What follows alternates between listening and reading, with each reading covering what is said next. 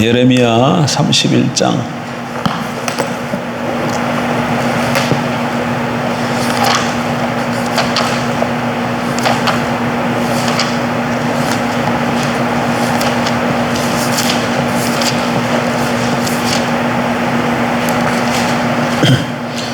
예레미야 31장 31절.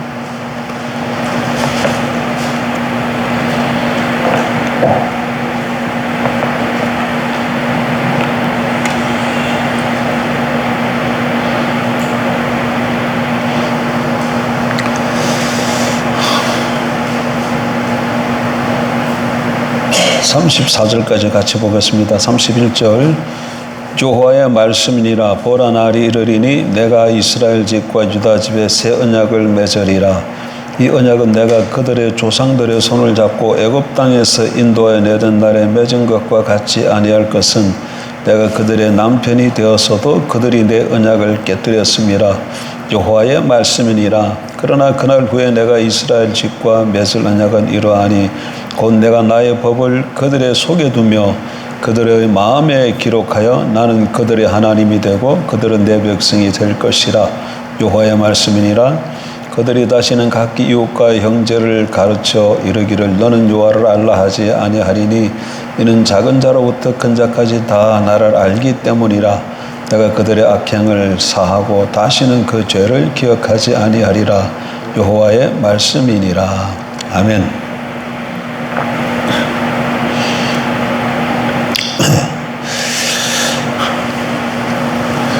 오후에는 지금까지 우리가 나눈 것은 은혜의 말씀에는 세 가지가 있다 그랬죠. 뭐 있습니까? 하나님이 우리에게 이렇게 하시겠다는 은혜의 말씀에는 약속이 있고 사실이 있고 약속의 성취인 사실이 있고 그 다음에 언약이 있다 말씀을 드렸습니다. 그리고 또 언약에는 약속과 사실로 이루어진다고 그랬죠. 자, 그러면은 오늘 오전에 하나님과의 언약 관계 속에 우리가 들어가 있는데 그 언약 관계 속에 있다는 것이 무슨 의미라 그랬습니까? 네 가지를 말씀드렸는데 하나는 뭐예요? 우리의 신분이 바뀌었다는 거, 우리가 하나님의 아내와 아들과 백성 되었다는 거죠. 두 번째는 우리가 하나님을 모시고 살아간다는 거예요.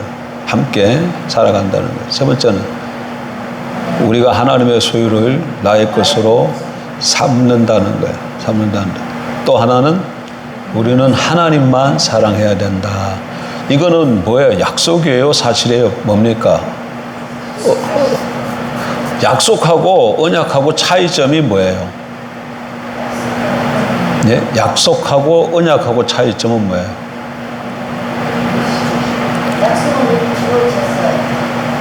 약속은 하나님께서 어떻게 하시겠다는 것인데 언약은 그럼 뭐예요? 언약은 하나님께서 하시겠다는 그 약속을 맹세로 보증해 주는 거예요. 보증하는 거예요. 그러니까 믿음이 신실한 사람은 하나님의 약속만 해도 그게 반드시 이루어질 것을 믿죠. 근데 좀 믿음이 좀 적은 사람들은 하나님의 약속의 말씀을 받아들이지 못하죠. 그럴 때 어떻게 한다고요? 내가 확실하게 이것을 이룰 거라고 하나님께서 맹세로 보증해 주시는 것이 언약이다. 언약. 조금 달라요. 그럼 오전에 이 네 가지는 뭐예요? 만약에 우리가 예수 믿기 전이라면 이 네 가지는 뭐가 되겠어요? 약속이 되겠죠. 근데 예수를 믿고 난 후에는 이게 뭐가 됩니까? 사실입니다. 사실이에요. 사실은 어떻게 하면 되는 거예요? 내가 믿음으로 받아들이면 되는 거예요. 믿음으로 받아들이면 실제적으로 이루어지는 거예요. 그래서 늘 우리가 자기 정체성이 나는 하나님의 자녀다, 하나님의 아내다, 하나님의 백성이다. 요즘 아침마다 제 아내가 눈을 뜨면 큰 소리로 외치는 게 있습니다. 나는 하나님의 자녀다. 맨날 그래요. 만나면 아침에 만나면 멋쩍기시리 나는 하나님의 백성이다. 자녀다 그래요. 그러고 사랑합니다. 그러고 아이고 내가 멋쩍어서 아무 얘기를 안 해 내가. 이제 나도 조금 이제 업되면 맞장구를 쳐주지만 오늘 아침에는 그러길래 그냥 못 도는 척했어. 못 도는 척했어. 어쨌든 자꾸 자기 정체성에 대해서 선포를 하고 인식을 하고 그다음에 여러분 이 네 가지 중에 이게 다 이게 연결되어 있는 거잖아요. 연결되어 있는 거예요. 그러니까 힘들고 어려우면 어려운 문제에 빠지면 하나님이 나와 항상 함께했다는 걸 기억하십시오. 그게 사실이잖아요. 그리고 나와 함께하고 계시잖아요. 그래 그분한테 얘기를 해. 여쭤봐. 하나님 지금 이런 일이 생겼어요. 이게 너무 어렵습니다. 어떻게 하면 좋겠어요. 제가 지혜가 부족해요. 가르쳐 주시고 인도해 주세요. 그러면 하나님이 가르쳐 주시고 인도해 주신다니까. 그럼 쫓아가면 돼.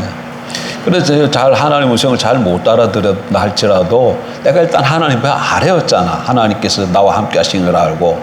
그리고 이렇게 좀 말씀 안 하시면 기다리기도 하고 그렇게 좀 더듬더듬 하면서도 나아가면 반드시 하나님이 함께 하셔서 인도해 주셔서 뭐 가끔 헛발질 할 수 있겠지만 그러나 끝내 하나님이 이렇게 인도하셔서 넘어지지 않도록 데리고 가십니다. 동행하셔요. 그거 믿으십시오. 그리고 하나님의 모든 소유가 누구 것이다? 나의 것이다. 그리스도 안에서 나의 것이야. 우리의 것이야. 나의 것이야. 공동 성속자예요. 그러니까 또 뭐 이렇게 좀 아프고 그러면 하나님의 능력이 나의 능력이잖아요. 나의 능력이잖아요. 그런 걸 믿고 선포하는 거지. 선포하는 것이. 치유의 능력을 주셔서 고쳐주신 것을 감사합니다. 주께서 채찍에 맞음으로 내가 나음을 입었습니다. 이렇게 선포하고 아픈데 손 갖다 대고 기도하고 선포하고 또 주께서 가난하게 되시면 나를 부욕케 하기 위함이라. 이 말씀은 약속이에요. 사실이에요. 사실이잖아. 믿음으로 받아들이고 이게 자 오늘은 이런 틀을 배경을 가지고 이제 새 언약의 전반적인 좀 개요를 조금 한번 이미 벌써 다 알고 있지만 내용들을 한번 조금 살펴보고 내일 다음 주부터는 조금 구체적으로 들어가 보려고 합니다. 이스라엘 백성들이 애굽에서 노예 생활을 했습니다. 그런 그들을 하나님의 모세를 통해서 인도해 내시죠. 그리고 3개월 동안 밑으로 내려와서 왜 동쪽으로 쭉 가면은 가나안 땅인데 동쪽으로 쭉 가지 않고 밑으로 내려왔다 그랬죠. 갑자기 그거 말씀이 생각나네. 왜 내려왔을까요? 바로 쭉 가면 동쪽으로 바로 쭉 가면 고센 땅에서 지중해를 따라 동쪽으로 쭉 가면은 가나안 땅이 가까워요. 그런데 왜 글로 인도 안 하셨다는 거예요? 거기 지역에 누가 있어요? 블레셋 사람들이 있는데 이 사람들은 전쟁에 능한 사람들이라. 그래서 전쟁이 일어나면 이스라엘 백성들이 후회하고 다시 애국으로 돌아갈까 봐 하나님이 전쟁을 피하기 위해서 남쪽으로 인도에 내려오신 것이죠. 그래서 쭉 내려와서 3개월 동안 내려와서 이르는 곳이 시내산에. 그래서 시내산에서 하나님께서 그들과 언약을 맺지요. 그래서 하나님은 그들이 하나님이 되고 이스라엘은 하나님의 백성이 되었습니다. 이렇게 언약이 맺어지면 쌍방간에 항상 뭐가 있다고? 의무와 책임이 있고 하나님께서 나를 향한 의무와 책임은 동시에 나의 뭐다? 권리라는 걸 잊지 마십시오. 권리가 되는 거예요. 나에 대한 하나님의 의무와 책임은 나의 권리예요. 그리고 내가 하나님에 대한 의무와 책임은 하나님 입장에서는 나에 대한 권리예요. 그러니까 하나님은 나에 대해서 너는 나에게 높이고 경배하고 예배해야 돼. 이런 권리가 있는 거예요. 뭐 때문에? 언약 때문에 그렇게 되는 거예요. 언약 때문에. 그러니까 이 언약이 얼마나 좋은 건지 몰라. 언약이 좀 아무것도 자유로우신 그 하나님이 언약을 맺으심으로 우리에게 뭐가 됐다는 거예요? 묶였다는 거예요. 우리에게 예속됐다는 거예요. 우리에게 속해 주셨다는 거예요. 이것 자체가 그래서 언약은 은혜야. 언약은 은혜예요.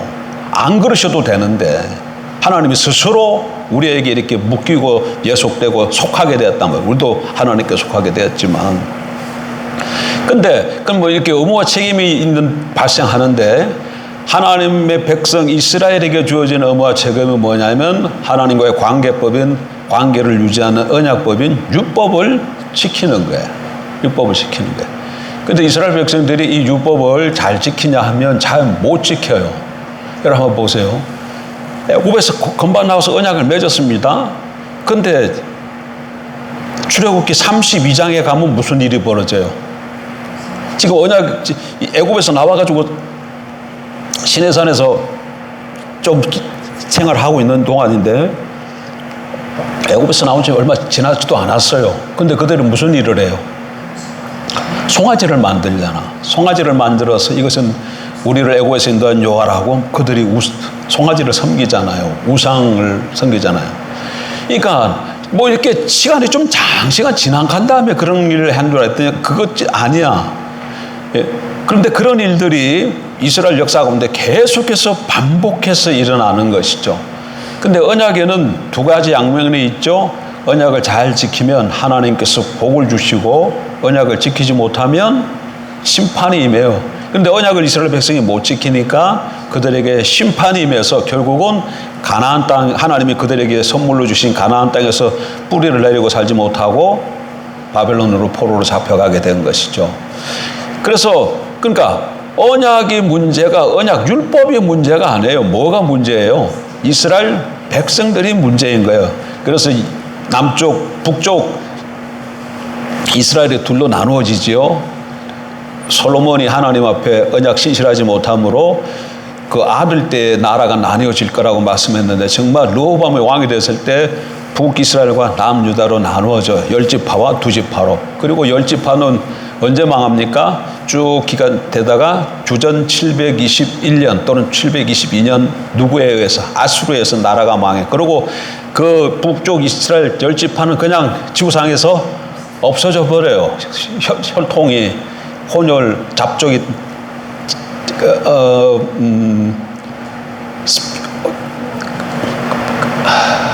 피가 섞이는 건 뭐라 그러지? 아이노쿠.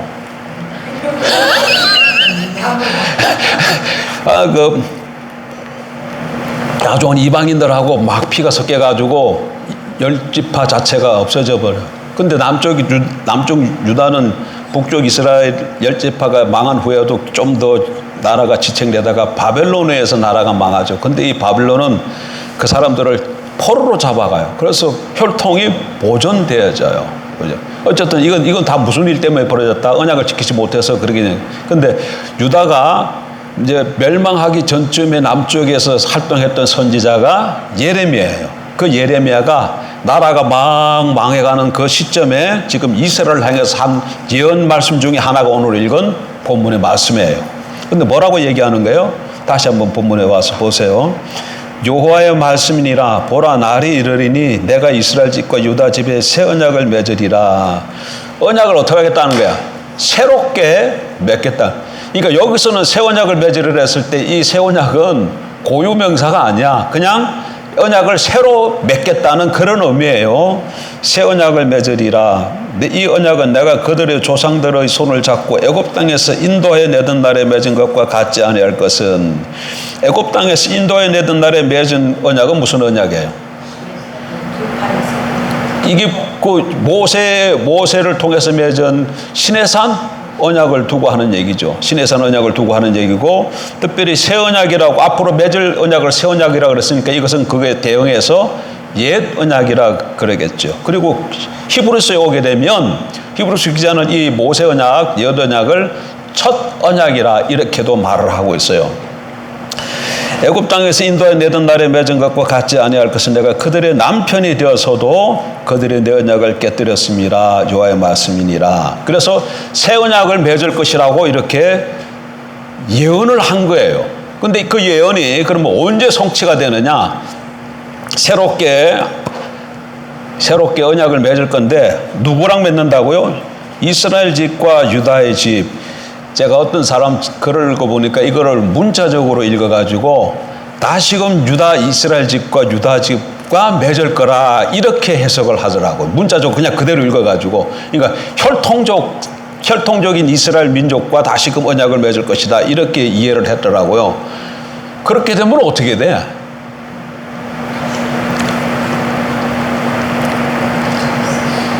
그렇게 문자적으로 이해하면 조금 어려움이 발생하게 되죠. 그럼 어떻게 이해를 하면 됩니까? 이스라엘 집과 유다 집은 누구예요? 하나님의 백성이잖아요. 그래서 하나님의 백성과 다시 언약을 맺을 거라고 그렇게 이해하는 게 바르게 이해하는 겁니다. 그래서 나라가 망한 후에 계속해서 이제 뭐만 남은가? 새롭게 언약이 맺을 것이 그것이 하나님의 약속으로 주어져서 이스라엘 백성들이 그걸 기다리겠죠. 그런데 그것이 오늘 오전에 예수님께서 십자가에 못 박혀 죽기 전에 6월절 만찬 목요일 날 저녁에 제자들과 더불어 마지막 6월절 만찬을 가지면서 그 6월절 만찬을 통해서 무슨 말이 다시 나오는 거예요. 새 언약이라는 말이 다시 등장하고 있어요. 그런데 그 내용은 뭡니까? 내일 당신이 누구예요? 십자가에 못 박혀 죽을 건데 그 죽음을 떡을 떼고 잔을 나누는 것으로 비유해서 말씀하면서 그것이 뭐라고 얘기하는 거예요? 새 언약이라고 얘기하는. 그러니까 예수님의 십자가의 죽음이 뭐라는 거예요? 언약의 사건이라는 걸 알 수 있는 거예요. 그러니까 하나님과 예수님, 그러니까 그 이제 6월절 만찬에서는 예수님이 하나님의 입장에 서고 12 제자가 하나님의 백성들의 입장에 대해서 그 언약의 잔을 먹고 마심을 통해서 언약을 세우는 그런 그걸 행한 것이죠. 근데 실제는 뭐예요? 이거는 십자가상에서 예수님이 온 인류를 새 인류를 대신하고 하나님과 언약을 맺는 것이 갈보리 언약의 사건인 것이죠. 그래 새 언약이 예수님이 십자가의 죽음으로 예레미야 31장 말씀이 예수님이 십자가의 죽으심으로 뭐가 되는 거예요? 뭐가 되는 거예요? 예? 새 언약이 지금 예레미야 31장에 예언되어 있는데 이게 됐는데 예수님이 십자가의 죽음으로 어떻게 되는 거예요? 성취가 되잖아요. 성취가 되잖아요. 그래서 이제는 그러니까 그 모세 언약, 시내산 언약부터 그 옛 언약이 어제까지 계속 이어지는 거예요. 예수님이 십자가 죽기 전까지 이 언약이 계속해서 이루어져 오다가 그러니까 그 기간은 무슨 기간이라고 말할 수 있어요? 구약이야, 구약. 구약 그러면 창세기, 출애굽기, 레위기 그걸 말하는 게 아니고 모세 율법이 모세를 통해서 하나님과 이스라엘 백성들이 맺었던 언약이 맺어졌던 그 기간 동안의 구약 시대예요. 구약 시대. 그럼 구약이 언제 끝나는 거예요? 예수님이 십자가 전까지 계속 이어진 거예요. 예수님 십자가 죽으심으로 말미암아 새롭게 언약이 열리는 것이죠. 근데 오늘 본문에 이렇게 보게 되면은 왜 새롭게 언약을 맺어야 될 이유를 새 언약에 대해서 뭐라고 얘기하냐면 다시 한번 보면 이 새 언약은 첫 언약, 옛 언약은 그 하나님의 법, 율법을 어디다 새겨줬어요? 돌판에다 새겨줬잖아. 돌판에다가. 예레미야 이 본문 다시 보세요. 여호와의 말씀이라 보라 내가 여호와의 말씀이니라 보라 날이 이르리니 내가 이스라엘 집과 유다 집에 새 언약을 맺으리. 이 언약은 내가 그들의 조상들의 손을 잡고 애굽 땅에서 인도해 내던 날에 맺은 것과 같지 아니할 것은 내가 그들의 남편이 되었을 때 그들이 내 언약을 깨뜨렸습니다. 여호와의 말씀이라. 그러나 그날 후에 내가 이스라엘 집과 맺을 언약은 이러하니 곧 내가 나의 법을 그들의 속에 두며 그들의 마음에 기록하여 나는 그들의 하나님이 되고 그들은 내 백성이 될 것이라. 첫 언약, 옛 언약 때는 언약을 맺고 그 언약법을 어디다 줬어요? 돌판에다가 새겨줬는데 새롭게 맺을 언약은 어떻게 된다는 거예요? 돌판에다 새겨주지 않고 마음과 생각에 새겨주겠다 이렇게 얘기해요. 그래서 나는 너희의 하나님이 되고 그들은 나의 백성이 될 것이라고 이렇게 얘기하고 또 하나 더 또 새 언약은 34절에 그들이 다시는 각기 이웃과 형제를 가르쳐 이르기를 너는 여호와를 알라 하지 아니하리니 이는 작은 자로부터 큰 자까지 다 나를 알기 때문이라. 새 언약이 맺어지면 더 이상 사람들에게 하나님을 알으라고 가르칠 필요가 없다는 거예요. 저절로 다 하나님을 알게 된다. 그리고 마지막에 또 하나, 새 언약을 맺게 되면 무슨 일이 벌어진다고 얘기해요? 내가 그들의 악행을 사하고, 뭘 사하고? 그들의 악행을 사하고. 개혁에는 이걸 불이라고 번역했는데 여기는 악행이라고 번역됐네. 내가 그들의 악행을 사하고 다시는 그 죄를 기억하지 아니하리라. 이렇게. 그러니까 새 언약이 맺어지면 하나님께서 그들 백성들의 죄를 어떻게 한다는 거예요? 악행을 사고 죄를 기억하지 않게 됐겠다. 이게 지금 새 언약이 맺어지면 일어날 일들이에요. 일들. 그러니까 이 첫 언약과 새 언약 보게 되면은 문제가 어디에 있는 거예요? 사람에게 있는 거예요. 언약 자체에 문제가 있는 거야. 근데 언약 자체에도 좀 문제가 있긴 있지. 첫 언약하고 옛 언약하고 새 언약을 비춰보면, 새 언약은 로마서에 보게 되면 바울이 뭐라고 얘기합니까? 이거는 거룩하고 영적이며 좋은 것이다, 선한 것이다, 이렇게 얘기해요. 그럼에도 불구하고 이 언약은 어떻다 그래요? 첫 언약, 성경을 봐야 되겠네. 히브리서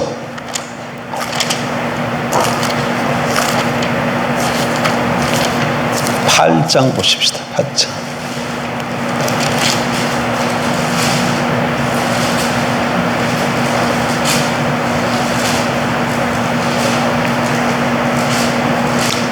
히브리서 8장 6절. 그러나 이제 찾았습니까? 히브리서 8장 6절 다 찾았어요? 예, 그러나 이제 그는 더 아름다운 직분을 얻으셨으니 그는 더 좋은 약속으로 세우신 더 좋은 언약의 중보자시라. 그러니까 그리스도가 세운 이 언약은 첫 언약보다 더 좋은 약속으로 된 언약이라는 걸 말씀하고, 7절. 첫 언약이 뭐라 그랬죠? 모세 언약이라 해서 신에서 언약, 옛 언약. 저 첫 언약이 무엄하였더라면 둘째 것을 요구할 일이 없었으려니와. 둘째 것은 뭐예요? 새 언약이죠. 그러니까 첫 언약은 새 언약에 대비해서 무슨 언약이에요? 옛 언약이라 말할 수 있게. 첫 언약은 옛 언약이야. 그러니까 첫 언약, 옛 언약은 어떻다는 거예요? 흠이 있었다. 그 얘기, 흠이 있었다. 그래서 둘째 것이 요구되었다. 그 얘기입니다. 8절. 그들의 잘못을 지적하여 말씀하실 때 주께서 이르시되 볼지어다 하고, 지금 예레미야 31장 31절 이하의 내용을 다시 한번 반복하고 있는 거예요. 그거 한번 다시 보십시다. 주께서 이르시되 볼지어다 날이 이르리니 내가 이스라엘 집과 유다 집과 더불어 새 언약을 맺으리라. 또 주께서 이르시기를 이 언약은 내가 그들의 열조의 손을 잡고 애굽 땅에서 인도해 내던 날에 그들과 맺은 언약과 같지 아니하도다. 그들은 내 언약 안에 머물러 있지 아니하므로 내가 그들을 돌보지 아니하였노라. 또 주께서 이르시되 그날 후에 내가 이스라엘 집과 맺을 언약은 이것이니 내 법을 그들의 생각에 두고 그들의 마음에 이것을 기록하리라. 나는 그들에게 하나님이 되고 그들은 내게 백성이 되리라. 또 각각 자기 나라 사람과 각각 자기 형제를 가르쳐 이르기를 주를 알라 하지 아니할 것은 그들이 작은 자로부터 큰 자까지 다 나를 알미라. 내가 그들의 불의를 긍휼히 여기고 그들의 죄를 다시 기억하지 아니하리라 하셨느니라. 내가 아까 전에 예레미야에서는 뭘 한다 그랬어요? 악행이라 그랬는데 제가 불의라 그랬잖아요. 근데 이게 지금 히브리서하고 예레미야서 그거를 좀 착각을 했네요. 새 언약이라 말씀하셨으며 첫 것은 낡아지게 하신 것이니 낡아지고 새하는 것은 없어져 가는 것이라. 그래서 이렇게 보게 되면 첫 언약은 무엄하고 낡아지고 새해져 가지만 새 언약은 온전하고 흠이 없는 언약이다. 근데 뭐가 흠이 있다는 거예요? 그럼 첫 언약은 뭐가 흠이 있다는 거예요? 언약 속성 자체는 거룩하고 영적이고 좋은 것이에요.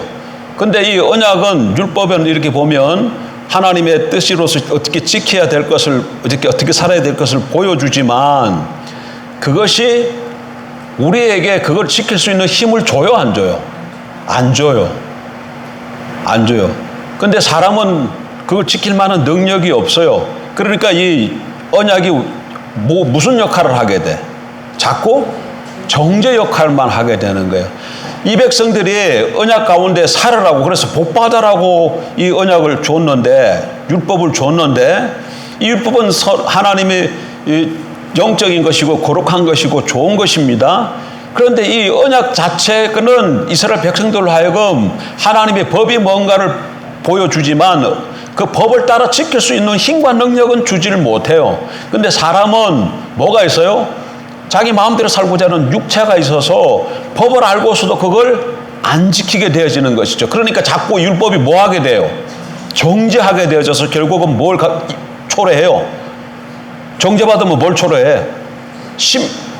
심판을 초래하잖아요. 그래서 이스라엘 백성들이 결국 쫓겨나가는 거잖아요.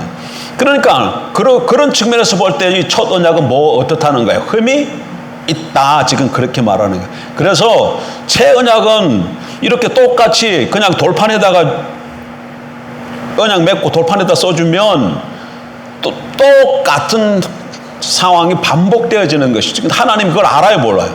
당연히 알으니까 그렇게 하면 안 되는 거 알아서 이제는 이 하나님의 율법을 돌판에다 새겨주지 않고 어디서 새겼다는 거예요? 우리 마음과 생각에 새겨하고 기록해 주셨다는 거예요. 이게 무슨 말일까?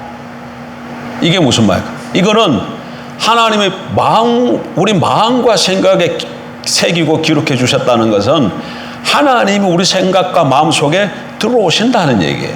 들어오신다는 얘기예요.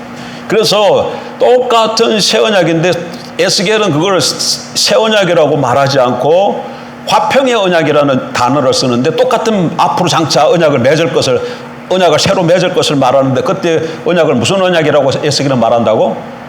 화평의 언약이라고 얘기하는데 영원한 언약, 화평의 언약을 얘기하는데 거기에 보게 되면 거기는 새 영이 임할 것을 예언하고 있어요. 그러니까 새 영이 올 것을 말씀하고 있다는 새 영은 뭡니까?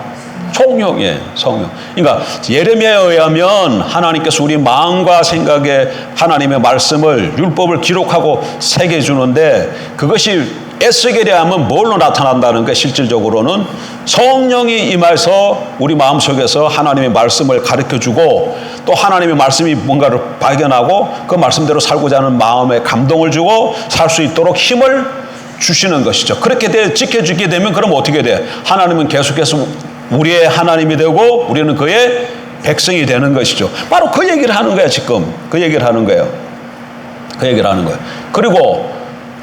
그리고 또 하나. 그리고 성령이 우리 안에 거하시니까 자꾸 이거는 지혜와 에베소 1장에 보면 이건 지혜와 계시의 영이기도 해요. 지혜와 계시의 영은 무슨 영이에요? 지혜와 계시의 하는 역할이 뭐예요?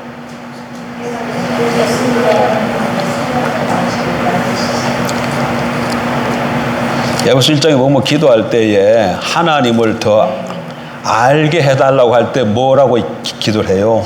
지혜와 계시의 영을 주사 하나님을 더 알게 하시고 이렇게 기도하잖아요. 그러니까 지혜와 계시의 영이 임하면 뭘 하게 되어지는 거예요? 하나님을 더 알게 되어지는 것이죠. 그런데 지혜와 계시의 영이 뭐예요? 성령이야. 그러니까 성령이 우리에게 임하니까 하나님에 대해서 누가 이렇게 안 가르쳐줘도 하나님을 알게 되어지는 거예요. 그래서 아까 저기 여기 예레미야 31장 그거 보게 되면 그 작은 자로부터 큰 자까지 이제는 누가 하나님에 대해서 가르쳐 주지 않아도 다 알게 된다고 말씀하고 있는 거예요. 왜? 저기 나오네. 저기 하나 넘겨보세요. 여기 다 거기 읽고 다 그들이 다시는 각기 이웃과 형제를 가르쳐 이르기를 너는 여호와를 알라 하지 아니하리. 이는 작은 자로부터 큰 자까지 다 나를 알기 때문이라. 어떻게 알게 되는 거예요? 예레미야 말에 의하면 하나님의 말씀이 마음과 생각에 기록되어져서 알게 되어지는 것이고 에스겔에 하면 새 영이 임해서 가르쳐 주기 때문에 알게 되어지는 내적 지식이 알게 되어진다는 거예요. 그리고 그 밑에 내가 그들의 악행을 사하고 다시는 그 죄를 기억하지 아니하리라. 이거는 이제 히브리서에 오게 되면 내가 그들의 뭐를 사하고 예? 불의를 다시 봐요. 지금 예레미야 31장에는 악행이라는 단어를 썼지만 히브리 8장에 오면 이 단어가 뭘로 살짝 바뀌어요? 불의라는 말로 살짝 바뀌잖아. 근데 여기 지금 예레미야 31장을 인용하는데 그 내용을 가만 보면 정확하게 100% 똑같지는 않아요.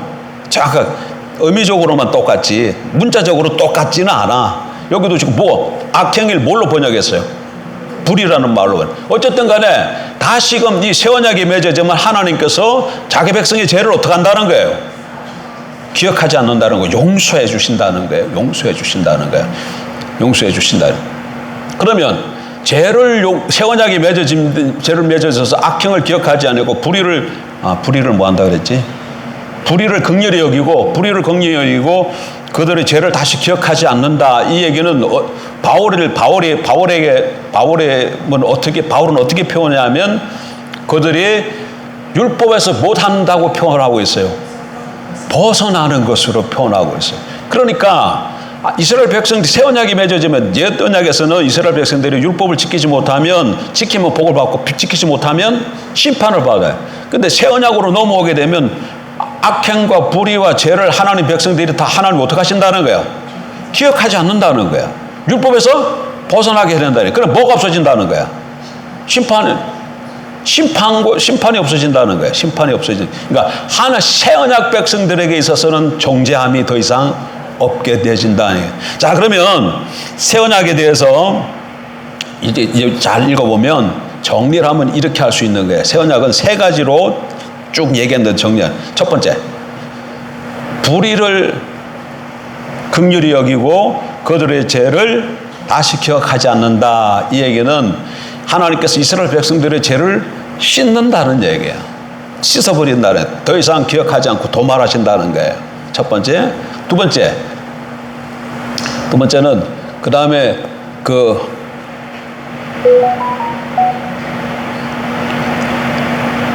율법 늘 문제가 뭐였어요? 옛 언약의 문제는 이스라엘 백성들이 율법을 지킬 수 있다 없다는 거야. 없다는 거야. 율법 없이. 근데 새 언약에 오게 되면 어떻게 된다는 거야? 성령이 우리 마음속에 임하셔서 하나님의 진리의 말씀이 뭔가를 비춰주시고 깨닫게 하시고 그 마음을 지키고자 하는 감동이 들게 하시고 또 지킬 수 있도록 힘을 주신대.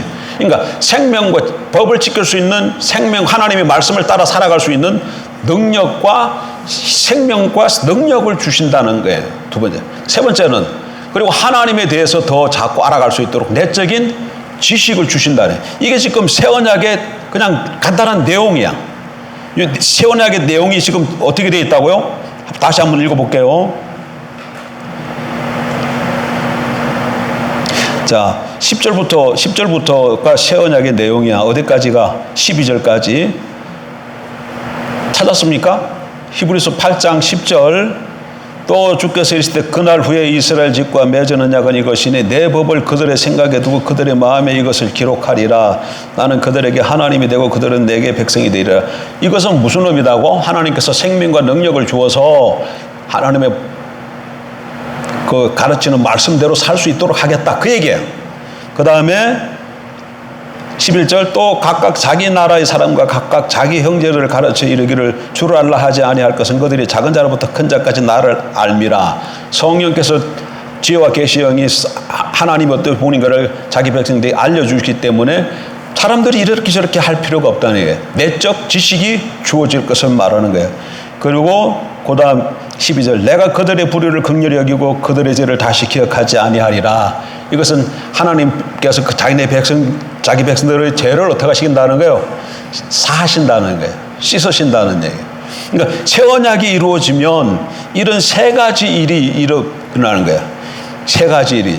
그러니까 12절 죄를 사하는 것은 방편이고 그 다음에 목적은 10절과 11절에 나오는 거. 이게 하나님께서 그들 가운데 가면서 법이 무엇인가를, 하나님 뜻이 무엇인가를 가르쳐주고 그 뜻대로 살고자 하는 감동이 생기고 또 순종해 나갈 때 지킬 수 있도록 능력을 주시는, 생명과 능력을 주시는 것과 그 다음에 하나님에 대해서 내적 지식으로 더 자꾸 알아가도록 하게 하심.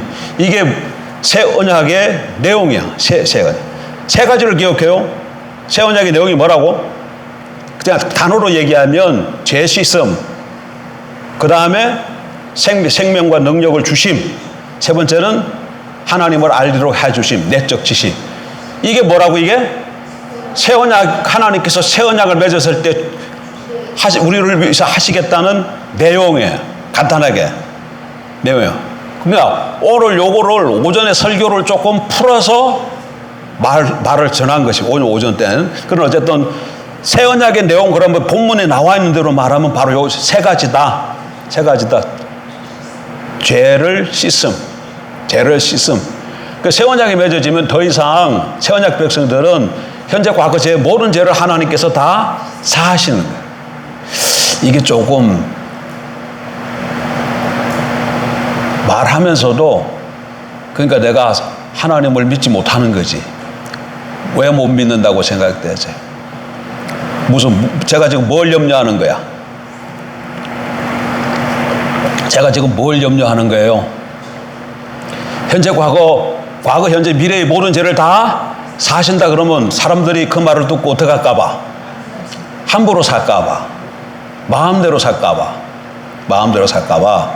방종의 길, 그럼 뭐야? 이제 내 마음대로 살아도 된단 말이야?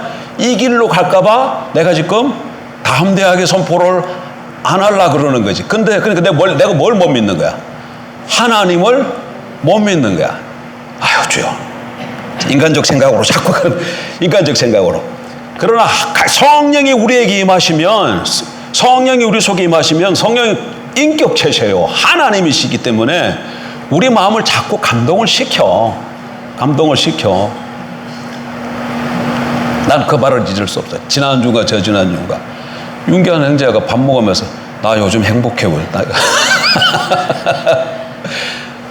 나 행복하다는 얘기하는 거 처음 들어봤어요. 아니, 얼마나 행복했으면 밥 먹으면서 나 지금 행복해요. 그 말을 할 수 있을까?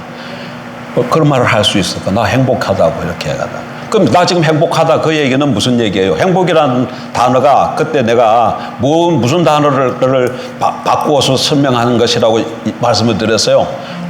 예? 아니, 마음대로. 로마서 14장에 보면 하나님의 나라는 먹고 마시는 것이 아니에요. 오직 성령 안에서 의와 평강과 희락이라 했는데 이 희락이라는 단어를 우리 선생님이 만일의 행복이라는 단어로 재해석을 하시더라고. 그러니까 내가 행복해요. 그 얘기는 내 삶 속에 지금 뭐가 넘치고 있다는 게 기쁨이 있다는 거잖아. 그 얘기는 다시 얘기하면 내 삶 속에 지금 뭐가 임하고 있다는 거예요. 하나님 나라 천국이 임하고 있다는 거예요. 내가 지금 뭐 가운데 살고 있다는 거예요. 천국 가운데 살고 있다는 거예요. 천국 가운데 임하면 어떤 모습으로 나타난다고? 의와 평강과 희락으로. 의는 하나님과의 바른 관계를 말하는 거예요. 그래서 하나님 나라가 임해서 하나님 나라는 하나님 통치하실 때 내가 그 통치 가운데 들어가면 하나님과 정상적인 관계가 맺어지고 올바른 관계가 맺어지면 반드시 따라오는 결과가 평강이에요. 하나님과 바른 관계, 사람과 사람 사이의 관계, 나와 만물과의 관계, 이런 것이 정상적인 관계가 되어질 때 그때 그걸 뭐라 그런다? 평강이라 그래. 그리고 평강해지면 따라오는 것이 희락이에요. 그래서 의와 평강과 희락은 그냥 아주 밀접한 관계에 있는 거예요. 그러니까 하나님은 우리가 못하며 살기를 원하신다는 거야. 행복하게 살기를 원하신다는 거야. 근데 이 행복하게 살기 위해서는 어디가 안에 있다는 게 하나님의 나라 안에 있다는 거야. 다시 말하면 하나님 나라는 뭐예요? 하나님의 통치니까 하나님의 통치 아래에서 살 때 이런 일이 이루어진다는 거예요. 하나님의 백성으로 살 때 하나님 왕으로 모시고 하나님의 백성으로 살 때 이런 결과가 온다는 거예요. 하나님 왕이고 하나님의 백성, 이 관계는 무슨 관계예요? 예? 오전에 언약은 고대 사회에서 언약은 몇 종류라 그래서 몇 개로 세 가지라 그랬잖아요. 세 개. 그럼 조약인 경우가 왕이 되고 백성이 된다 그랬잖아요. 그러니까 하나님의 나라는 어떻게 세워지는 거야? 언약으로 세워지는 거예요. 여러분, 언약하고 하나님 나라가 별개가 아니야. 언약이 맺어졌다 그러면 조약의 관점에 보면 하나님과 우리 사이가 어떻게 됐다는 게 왕과 백성이 됐다는 거잖아요. 조약의 관점에서 보면. 이방의 관점에서 보면 아버지와 아들이 됐다는 얘기고, 결혼의 관점에 보면 남편과 아내가 됐다는 얘기잖아요. 근데 다시 조약의 관점에 보면 왕과 백성이 됐다는 얘기잖아요. 하나님 우리 왕이고 난 그의 백성이다. 그럼 이게 뭐가 이루어졌다는 거야? 언약을 통해서 뭐가 세워졌다는 거예요? 하나님 나라가 하나님이 언약으로 하나님 나라를 세우셨다는 얘기야. 그러니까 언약하고 하나님 나라하고 별개가 아니에요. 말만 다를 뿐이야. 말만 다를 뿐이야. 그래서 언약이 세워져서 언약의 율법을 잘 지키는 것이 하나님의 통치 아래 있는 것이잖아. 그러면 내 삶 속에 뭐가 찾아온다는 거예요? 의와 평강과 희락이 찾아오는데 그게 천국이 임한다 이렇게 표현한다는 얘기예요. 그래서 하나님은 우리가 어떻게 살기를 원하신다? 행복하게 살기를 원하셔. 하나님 우리가 천국 가운데 살기를 원하셔요. 그럴 때 하나님은 그렇게 기뻐하시고 하나님 그 모든 것을 다 우리에게 주신다니까. 안 주시면 안 돼. 왜? 뭐 때문에? 언약이 체결되었기 때문에. 하나님의 모든 것은 다 누구 것이에요? 내 것이에요. 내가 상속으로 받기 때문에. 내 것 상속으로 받기 때문에. 내가 아내이기 때문에. 하나님의 것인가 동시에 나의 것이 되는 거예요. 그러니까 이거는 나의 뭐가 되는 거야? 권리가 돼서 하나님 앞에 나가서 요구할 수 있어요, 없어요? 있다니까요. 그러니까 기도하러 갔을 때 뭐 은혜와 긍휼을 여기시고 뭐 이렇게 할 수 있지만 당당하게 언약을 근거로 해서 하나님 이런 나의 형편을 보시고 하나님 우리가 표현할 때는 하나님께서 하나님 역할을 해 주십시오. 이렇게 요구할 수가 있다는 거예요. 자, 오늘은 여기까지만 하십시다. 그럼 다시 한번 요것만 정리하십시다. 옛 언약이 맺어졌는데 이스라엘 백성들이 그걸 지킬 수가 없어요. 그리고 옛 언약은 그걸 지킬 수 있도록 힘과 능력을 주지 못하죠. 그래서 흠이 있는 거야. 또 백성 자체가 육체라서 그 지키지 못해서 결국은 하나님이 뭘 하기로 작정하셨다? 새 언약을 맺기로 작정하셨는데 그것이 뭘로 성취가 되었다? 예수님이 오셔서 십자가에 죽으심으로 성취가 되어진 거예요. 그러면 예레미야 31장과 히브리서 31장에 의하면 그 새 언약은 어떤 성격을 갖고 있느냐 하면 세 가지라 그랬어요.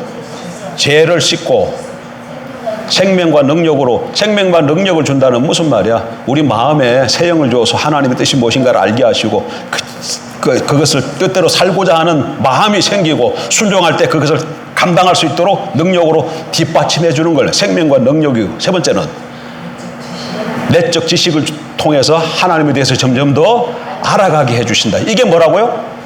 새 언약의 내용이야. 여기까지. 그러니까 이거는 뭐예요? 이거는 지금 성취가 됐으니까 이거는 뭐야?